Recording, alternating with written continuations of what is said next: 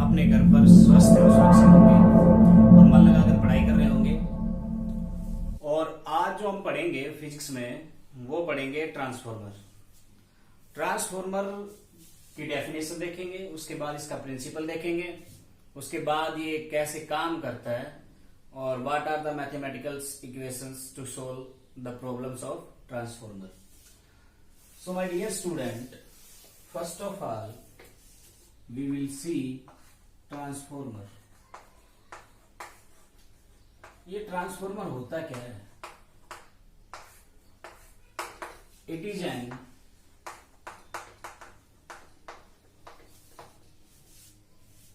passive electrical devices. It is an passive electrical device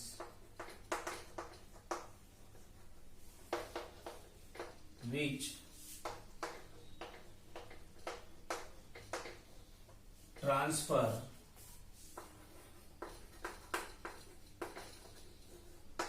electrical energy from one circuit to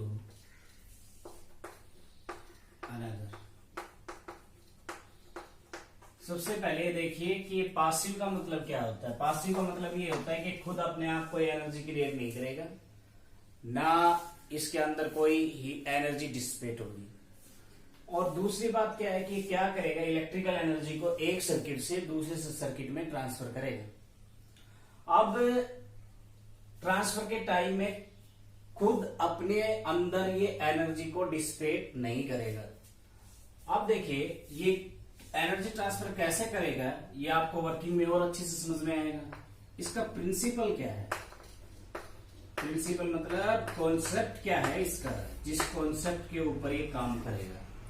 तो जो transformer का जो principal होता है वो होता है इलेक्ट्रोमैग्नेटिक इंडक्शन।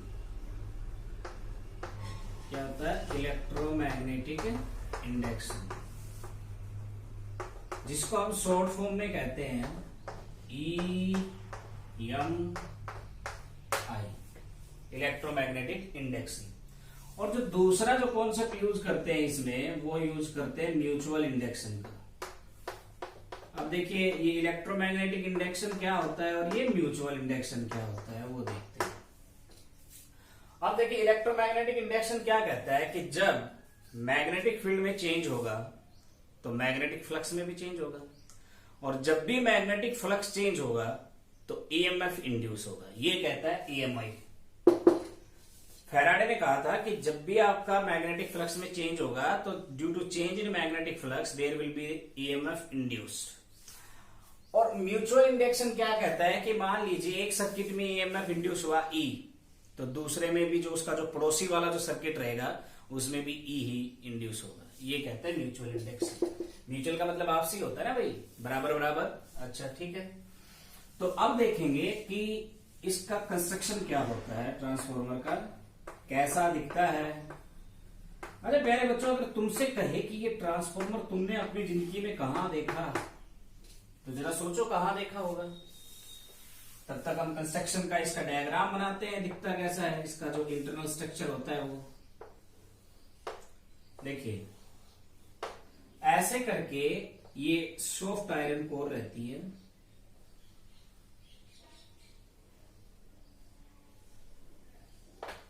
और इसके ऊपर वाइंडिंग्स होती हैं।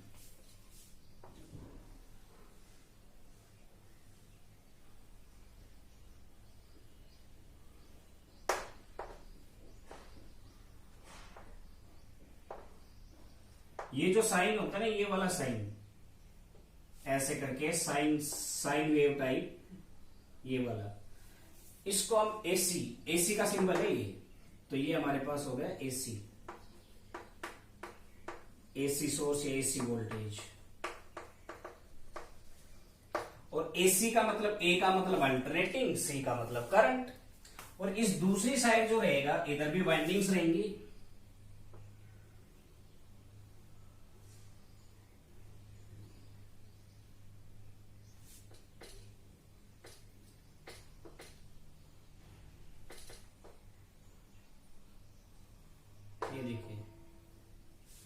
इधर जो रहेगा हमारे पास वो रहेगा आउटपुट। ये क्या रहेगा? आउटपुट।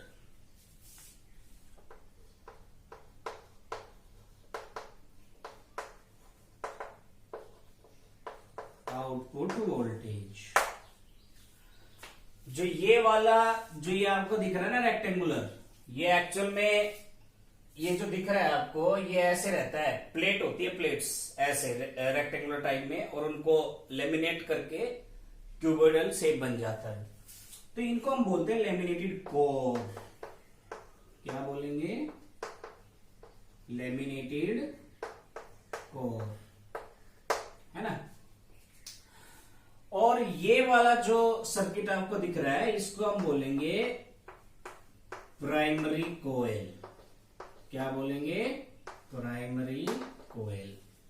और जो ये वाला दिख रहा है आपको इसको बोलेंगे सेकेंडरी कोयल। तो प्यारे बच्चों, ये आपने देखा कहां है? ये ट्रांसफॉर्मर होता क्या है? जो बच्चे हिंदी लैंग्वेज जानते हैं उन बच्चों के लिए आपने सुना होगा गांव में कि इलेक्ट्रिसिटी का एक मेन पॉइंट रहता है जहां से बहुत सारे घरों में डिस्ट्रीब्यूट होती है, उसको बोलते हैं बिजली की टंकी। वो हम अपनी in the language of common lemon कहते हैं कि जो देसी आदमी की जो लैंग्वेज होती है उसमें कहते हैं बिजली की टंकी, लेकिन फिजिक्स उसी को क्या कहती है? ट्रांसफॉर्मर। तो इसका मतलब आप जो पढ़ रहे हो ना, आप उस बिजली की टंकी के बारे में पढ़ रहे हो कि इसमें होता क्या है, काम कैसे करता है। तो ये देखिए, ये हमारा प्राइमरी कॉइल, प्राइमरी सर्किट, ये आपका सेकेंडरी कॉइल, सेकेंडरी सर्किट, ये लेमिनेटेड कोर्स हैं और इनके ऊपर ये वाइंडिंग्स हैं। ये इधर आपका एसी वोल्टेज रहेगा जो इनपुट होगा, और इधर जो आपका रहेगा वो आउटपुट वोल्टेज रहेगा। अच्छा प्यारे बच्चों, अब होगा क्या? ये देखिए, ये एसी है। अब इसकी वर्किंग डिस्कस करते हैं कि ये वर्किंग में क्या करेगा, कैसे इसकी वर्किंग होगी। तो क्या होता है कि ये तो एसी सप्लाई दी है ना प्राइमरी कॉइल में, तो एसी में तो क्या करता है? करंट अपनी डायरेक्शन चेंज करता रहता है हाफ साइकिल के बाद। अब करंट अपनी डायरेक्शन चेंज करेगा तो इसका मतलब मैग्नेटिक फील्ड की डायरेक्शन भी चेंज होगी। इसका मतलब मैग्नेटिक फील्ड वेक्टर क्वांटिटी है, डायरेक्शन चेंज। तो अगर हम change in magnetic field lines देखेंगे तो इसका मतलब मैग्नेटिक फील्ड लाइंस चेंज हो रही है। इसका मतलब मैग्नेटिक फ्लक्स में भी क्या होगा? चेंज होगा। और मैग्नेटिक फ्लक्स में चेंज होगा तो हमारे पास इसमें क्या होगा? ईएमएफ इंड्यूस होगा। तो कहने का मतलब क्या है कि ये जो एसी है ये ईएमएफ इंड्यूस करेगी। अब देखिए, मान लीजिए इसमें जो ईएमएफ इंड्यूस हुआ प्राइमरी कॉइल में, हमने मान लिया वो EP. Let EP be EMF induced in primary coil. अब ये क्या होगा? जितना ईएमएफ इसमें इंड्यूस हुआ वो उसी के बराबर इसमें भी ईएमएफ इंड्यूस होगा। ये जो कॉन्सेप्ट होता है ना, जितना इसमें इंड्यूस होगा उतना इसमें होगा, इसको बोलते हैं कॉन्सेप्ट ऑफ म्यूचुअल इंडक्शन। तो let ESB EMF induced in secondary coil. अच्छा, अब देखते हैं ये ईपी होगा क्या। ईपी जो हमारे पास होता है वो होता है minus NP d phi P upon dt। और जो हमारे पास ES होगा वो होगा minus NS d phi S upon dt। ये हमारे पास ईएमएफ इंड्यूस है। ये आया कैसे? ये फाई है, ये क्या है भाई? ये फाई फ्लक्स होता है। कौन सा फ्लक्स होता है? Magnetic flux. ये हमारे पास होता है मैग्नेटिक फ्लक्स। अगर इसके नीचे मैं P लगा दूंगा तो magnetic flux across the primary coil, और अगर इसके नीचे मैं S लगा दिया तो magnetic flux across the secondary coil. अब यहां से देखिए प्यारे बच्चों, by concept of mutual induction जो रहेगा वो हमारे पास ये d phi P upon dt और d phi S upon dt, ये हमारे पास क्या रहेगा? इक्वल रहेगा। तो बाय कॉन्सेप्ट ऑफ, ये यहां पे जो हमने लगाया वो लगाया कॉन्सेप्ट ऑफ इलेक्ट्रोमैग्नेटिक इंडक्शन। अब इसमें जो हमारे पास देखिए, जो मैग्नेटिक फ्लक्स जो हमारे पास चेंज रहेगा, इसमें जो magnetic rate of change of magnetic flux रहेगा वो उतना इसमें रहेगा, दैट इज म्यूचुअल इंडक्शन। अब यहां से हम क्या करेंगे कि दोनों को इक्वल सब्स्टिट्यूट कर देंगे। इक्वल सब्स्टिट्यूट करेंगे तो हमारे पास क्या आएगा, देखिए हमारे पास आ जाएगा ईपी, इधर ले आओ एनपी को, EP upon NP is equal to यहां से ईएस अपॉन एनएस। देखिए अगर म्यूचुअल इंडक्शन आप कह रहे हो तो आपको क्या करना है, ध्यान से सुनना। म्यूचुअल इंडक्शन अगर आप कह रहे हो तो rate of change of magnetic flux, mathematically rate of change of magnetic flux आप क्या कर दोगे, इक्वल सब्स्टिट्यूट कर दोगे। अब आप सोच रहे होंगे कि ये जो इंड्यूस ईएमएफ है, ऐसे कहते हैं कि जितना ईएमएफ इसमें इंड्यूस होगा प्राइमरी कॉइल में उतना ही सेकेंडरी कॉइल में होगा, ये म्यूचुअल इंडक्शन है। ये कब है, ये कब है, जब जो नंबर ऑफ टर्न्स हैं, ये एन होता है number of turns in primary coil और number of turns in secondary coil, दोनों क्या हो, इक्वल होता। तो इसका मतलब क्या है, हम लिख देते हैं इधर एनपी नंबर ऑफ टर्न्स और वाइंडिंग्स, जो भी कहे घबराने की जरूरत नहीं है, number of turns in primary coil. Turns का मतलब है वाइंडिंग्स, कुछ भी कहे। अब ये देखिए N S number of turns इन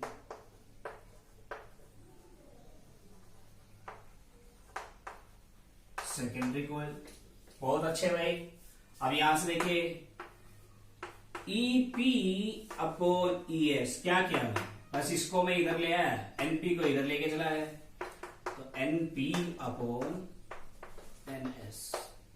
ये देखिए जो ईपी होता है ना, इसको हम वीपी भी लिख सकते हैं, voltage across the primary coil end voltage across the secondary coil. तो अगर आप इसको मॉडिफाई करके लिखना चाहो तो ऐसे भी लिख सकते हो, वीपी ईपी समझ में ना आए तो VP upon VS is equal to NP upon NS. बात एक ही है, कहीं किसी बुक में ऐसे और किसी बुक में ये ई लिख रखा हो, किसी में वी लिख रखा हो, कंफ्यूज होने की जरूरत बिल्कुल नहीं है। तो प्यारे बच्चों, अभी अभी हमने देखा कि जो हमारा आता है VP upon VS is equal to NP upon NS, ये आया हमारे पास। ये हमारे पास voltage across primary coil, voltage across secondary coil, number of the turns in primary coil, number of the turns in secondary coil. Turns भी कह सकते हैं, वाइंडिंग्स भी कह सकते हैं। अब देखिए ये जो रेशियो होता है ना, number of the turns in primary coil to the number of the turns in secondary coil, इसको बोलते हैं टर्न रेशियो। इसको क्या बोलते हैं, टर्न रेशियो। तो हम ऐसे लिख सकते हैं टर्न रेशियो। मान लीजिए एन से दिखा रहे हैं इसको, तो क्या लिखोगे, it is ratio of number of turns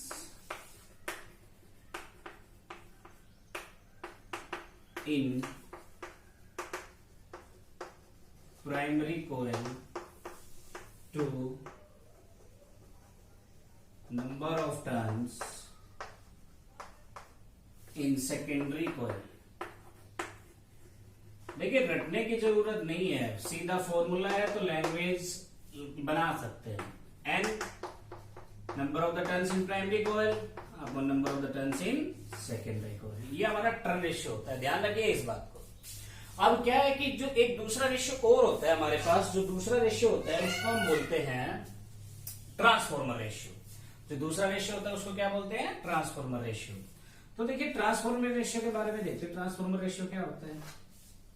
तो जो ट्रांसफॉर्मर रेशियो होता है उसको मान लीजिए आपने के से लिखा है, तो ये क्या होता है, आप लैंग्वेज में लिख सकते हैं इट इज द रेशियो, उल्टा होता है इसका नंबर, जो टर्न रेशियो होता है ना इसका उल्टा। तो के हमारे पास हो जाएगा N S upon N P. Language में लिखोगे तो कैसे लिखोगे, it is transformer ratio is ratio of number of the turns in secondary coil to the number of turns in primary coil. तो आपने देखा कि टर्न रेशियो क्या होता है और ट्रांसफॉर्मर रेशियो क्या होता है। अब देखिए प्यारे बच्चों को, अब हम एक बेसिक सा कंक्लूजन निकालेंगे इन रेशियो से, ट्रांसफॉर्मर रेशियो से। मान लीजिए if K is greater then 1, K क्या था, NS upon NP is greater then 1, तो यहां से क्या आएगा, NS is greater than NP। क्या रहा है ये, NS क्या है, NS है number of turns in secondary coil, और NP क्या है, number of turns in primary coil. तो अब ये देखिए, अगर आपने अभी थोड़ी देर पहले देखा कि Vp upon Vs is equal to NP upon NS, तो यहां से कंक्लूजन क्या निकल रहा है, जो वोल्टेज है ना across the primary coil that is directly proportional to the number of the turns in primary coil. तो इसका मतलब जो वोल्टेज है या तो प्राइमरी कोयल में या सेकेंडरी कोयल में, that will be directly proportional to the number of turns. Number of turns पे डिपेंड करेगा वोल्टेज। तो अब देखिए यहां से क्या कंक्लूजन निकलेगा, यहां से निकलेगा कि अगर NS is greater than NP then VS is greater than VP। ये क्या है, वोल्टेज इन सेकेंडरी कोयल, ये क्या है, voltage in primary coil. Input हम देते हैं प्राइमरी कोयल में, इनपुट किसमें देते हैं, प्राइमरी कोयल में, और जो आपका आउटपुट आया सेकेंडरी कोयल में, वो जो इनपुट था उससे ज्यादा है। तो मतलब क्या हो गया, ऊपर चला गया ना, तो ऊपर जाने को क्या कहते हैं, स्टेप अप। ऊपर जाने को क्या कहते हैं, स्टेप अप। देखिए प्यारे बच्चों ध्यान से सुनिए, आसान सा कॉन्सेप्ट है। अब अगर ऐसा हो गया Vs is greater than Vp, तो जो हमारे पास वोल्टेज ऊपर चला गया, ऊपर जाने को बोलेंगे स्टेप अप। तो अगर किसी ट्रांसफॉर्मर में number of turns in secondary coil is greater than number of turns in primary coil है, तो उसको बोलेंगे स्टेप अप ट्रांसफॉर्मर। उसको क्या बोलेंगे, स्टेप अप ट्रांसफॉर्मर। और स्टेप अप ट्रांसफॉर्मर के लिए ट्रांसफॉर्मर रेशियो कितना होगा, ग्रेटर देन 1। अब देखिए जो टर्न रेशियो था वो ट्रांसफॉर्मर रेशियो का उल्टा था। अब देखिए transformer ratio is greater then 1, तो टर्न रेशियो कितना हो जाएगा, लेस देन 1 भाई, है ना। तो अब देखिए, अब अगर उल्टा हो जाए, if K is less than 1, K is less than 1 होगा तो हमारे पास क्या आएगा, NS upon NP is less than 1। NS upon NP is less than 1, then it means NS is less than NP. NS means VS. NS directly proportional to VS. VS is less than VP. तो अब ये देखिए यहां से क्या पता चला कि जो सेकेंडरी कोयल, मतलब जो हमारा आउटपुट था वो इनपुट से कम आ गया। तो इसका मतलब जो हमारा जो फाइनल रिजल्ट है वो किधर चला गया, नीचे चला गया। नीचे चला गया तो इसका मतलब हमारा कैसा ट्रांसफॉर्मर हो गया, ये हमारा हो गया बेटा स्टेप डाउन ट्रांसफॉर्मर। देखो कितना प्यारा सा कॉन्सेप्ट है, कुछ करने की जरूरत है ही नहीं। अगर आपको कॉन्सेप्ट आता है तो आपको करना क्या है, बस आपके पास एक ही फॉर्मूला था, Vp upon Vs is equal to NP upon NS, उससे हम निकाल रहे हैं सब कुछ। अब यहां से अगर आपसे पूछ ले कि what will be the turn ratio for step down transformer greater than 1 और लेस देन 1, तो आपको पता है कि ट्रांसफॉर्मर रेशियो का उल्टा होता है टर्न रेशियो। तो अगर ये लेस देन 1 है इसके लिए, स्टेप डाउन के लिए, तो टर्न रेशियो ग्रेटर देन 1 हो जाएगा। अब देखिए प्यारे बच्चों, अब हम इस कॉन्सेप्ट को और अच्छे से सीखने के लिए अब हम करेंगे न्यूमेरिकल। एक क्वेश्चन देखेंगे जिसमें आपको पता चले कि ये टर्न रेशियो कैसे निकालते हैं, ट्रांसफर रेशियो कैसे निकालते हैं, आउटपुट वोल्टेज कैसे निकालते हैं। तो देखिए हमें दे रखा है ऐसे करके, मान लीजिए ट्रांसफॉर्मर दे रखा है, ये हमारे पास क्या हो गई, लेमिनेटेड कोर हो गई, है ना। और इधर ये आपका है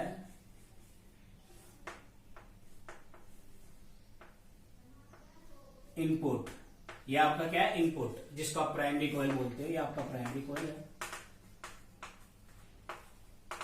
इसमें जो आपने इनपुट डाला वो हमारा है Vp, और जो Vp रहता है इंडिया में वो रहता है 220 वोल्ट। जो आउटपुट आएगा वो इधर आएगा। जो आपका आउटपुट आया वो आया हमारे पास, मान लीजिए Vs, वो क्या है Vs। इसमें जो NP आपको दे रखा है, NP मान लीजिए आपको 1200 दे रखा है, 1200, और जो आपको NS दे रखा है, number of turns in secondary coil, वो दे रखा है 600। देखिए अब आपसे पूछा क्या है, फाइंड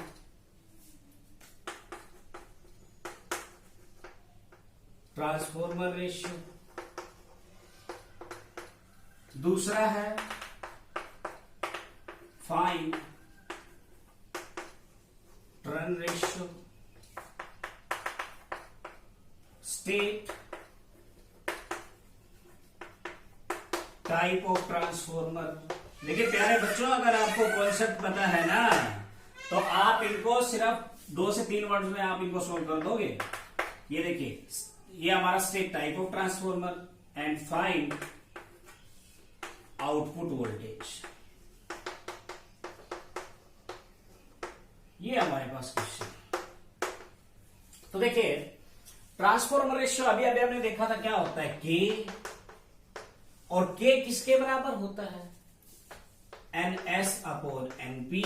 NS कितना है 600, NP कितना है 1200, कितना आ गया 1/2। आया कि नहीं है? अब ये देखिए यहां से जो टर्न रेशियो होता है, जो हमने n माना था, वो इसका उल्टा होता है, तो उल्टा कितना 2। देखिए 2, फटाफट फटाफट हमारे 2 निकल गए। अब यहां से देखिए स्टेट टाइप ऑफ ट्रांसफॉर्मर, अभी अभी हमने देखा था थोड़ी देर पहले कि अगर k लेस देन 1 है तो कैसा है, स्टेप डाउन, तो टाइप पता चल गया है, स्टेप डाउन ट्रांसफॉर्मर। प्यारे बच्चों, ये होती है फिजिक्स की सुंदरता, द ब्यूटी ऑफ फिजिक्स। क्या होता है कि अगर कॉन्सेप्ट पता है ना तो फटाफट आंसर निकालोगे। Find output voltage, output voltage का अभी अभी हमने इक्वेशन ध्यान रखना, क्या थी इक्वेशन हमारी, Vs upon Vp is equal to Np upon Ns। उल्टा कर दोगे Vp अपॉन Vs, तो ये देखिए इधर Vs है तो इधर Ns, इधर Vp है तो इधर Np, क्योंकि डायरेक्टली प्रोपोर्शनल होता है ना। अगर Vp ऊपर लेके जाते तो Np ऊपर चला जाता। अच्छा भाई, अब देखिए आपसे क्या पूछा, आउटपुट, आउटपुट क्या है आपका Vs, Vp कितना दे रखा है आपको 220, NS कितना है 600, और हमारा NP कितना है 1200। ये देखिए ये हमारे पास कितना होगा 1/2, तो यहां से Vs कितना हो जाएगा 220, उधर चला जाएगा 110 वोल्ट। ये हमारा क्या हो गया आउटपुट वोल्टेज। तो प्यारे बच्चों, ये था हमारा आज का कॉन्सेप्ट ट्रांसफॉर्मर के बारे में। हमने इसमें देखा कि ट्रांसफॉर्मर होता क्या है, प्रिंसिपल क्या है, कंस्ट्रक्शन में क्या क्या होता है, और वर्किंग कैसे करेगा, और उसके बाद हमने देखा टर्न रेशियो क्या होता है, ट्रांसफॉर्मर रेशियो क्या होता है, स्टेप डाउन ट्रांसफॉर्मर क्या होता है, स्टेप अप ट्रांसफॉर्मर क्या होता है, और फिर हम इससे रिलेटेड न्यूमेरिकल्स को कैसे करेंगे। Thank you my dear students.